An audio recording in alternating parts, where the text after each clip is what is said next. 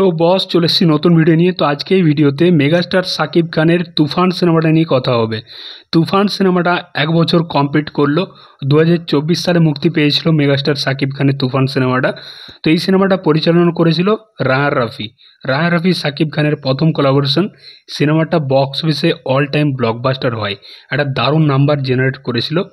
এবং এই সিনেমাটা প্রডিউস করেছিল আমাদের এপার বাংলার SBF শ্রী ভেঙ্কটেশ ফিল্মস এবং ওপার বাংলার চরকি ও আলফাই। তো যৌথ প্রযোজনাতেই সিনেমাটা মুক্তি পেয়েছিল। তো এই সিনেমাটার গল্প না দারুণ ছিল, যেরকমভাবে সিনেমাটার মেকিং স্কেল, যেরকম বাজেট ছিল, এবং এই সিনেমাটা বাংলাদেশ ইন্ডাস্ট্রির জন্য একটা গেম চেঞ্জার সিনেমা ছিল। আজও কিন্তু তুফান সিনেমাটা নিয়ে কথা হয়।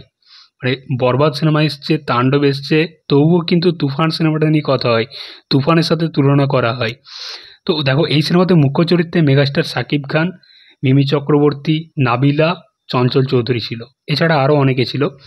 তো সিনেমাটার যেরকমভাবে সিনেমাটাকে বানিয়েছিল, তখন তো সবাই বলছিল KGF এর কপি, কিন্তু একেবারে না। সিনেমাটা একটু অন্যরকমভাবেই প্রেজেন্ট করেছিল ডিরেক্টর রায়হান রাফি। এবং প্রশংসা করতে হয় যে মেগাস্টার সাকিব খানকে যেরকমভাবে প্রেজেন্ট করেছিল, আমরা সাকিব খানকে এরকমভাবে কোনোদিন দেখিনি। এবং সাকিব খান কোথাও গিয়ে এই সিনেমার থেকে একটা নতুনভাবে আমরা সাকিব খানকে পেয়েছিলাম। যেরকম তার স্ক্রিন প্রেজেন্স, যেরকম তার লুক, যেরকম তার ডায়লগ ডেলিভারি ছিল, ওই লম্বা চুল, হালকা বিয়ার্ড, তাকে যেরকমভাবে প্রেজেন্ট করেছিল ডিরেক্টর রায়হান রাফি, সত্যি প্রশংসা করতে হয়। এবং তোমরা কি জানো, বাংলাদেশের প্রথম 50 কোটি গ্রসার সিনেমা কিন্তু তুফান। এই সিনেমাটা কিন্তু রেকর্ড করে দিয়েছে বস, বাংলাদেশের প্রথম 50 কোটি গ্রসার সিনেমা। সিনেমাটা প্রায় 60-65 কোটি টাকার মতো কালেকশন করেছিল। তবে একটা বাংলা সিনেমা এরকম কালেকশন, বুঝতে পারছো, এটা মেগাস্টারের ক্ষেত্রেই কিন্তু সম্ভব। তার একটা হিউজ ফ্যান ফলোয়িং, তার একটা হিউজ ক্রেজ আছে ভাই। এই দেখো, তাণ্ডব সিনেমাটা HD প্রিন্টে লিক হয়ে গেছে, তবু সিনেমাটার কালেকশন আর থামছে না। যেরকম কালেকশন ভাই প্রথম দিনে করছিল, ঠিক সেরকমই কালেকশন যাচ্ছে। এটা হচ্ছে ভাই মেগাস্টারের স্টারডাম। তো তুফান সিনেমাটার পার্ট 2 আসবে, এটা তোমরা জানি। 2024 থেকে আমরা অপেক্ষা করে আছি।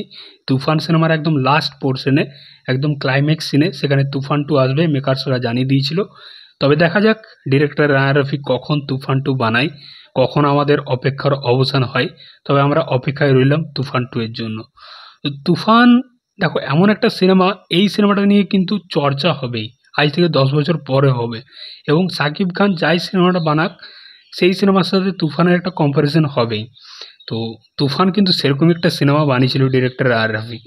তো হয়তো তাণ্ডব তার থেকে বেটার বানিয়েছে, তবে এখন সেটা বলতে পারবো না যতক্ষণ না পর্যন্ত তাণ্ডব সিনেমাটা আমি দেখছি।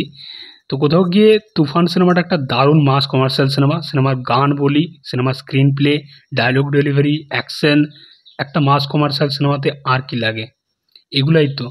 তো কোথাও গিয়ে তুফান এখনও দিলে এখনও দেখি, চরকিতে তো অ্যাভেলেবেল আছে সিনেমাটা, তো মাঝে মধ্যে দেখা হয়, খুব ভালো লাগে।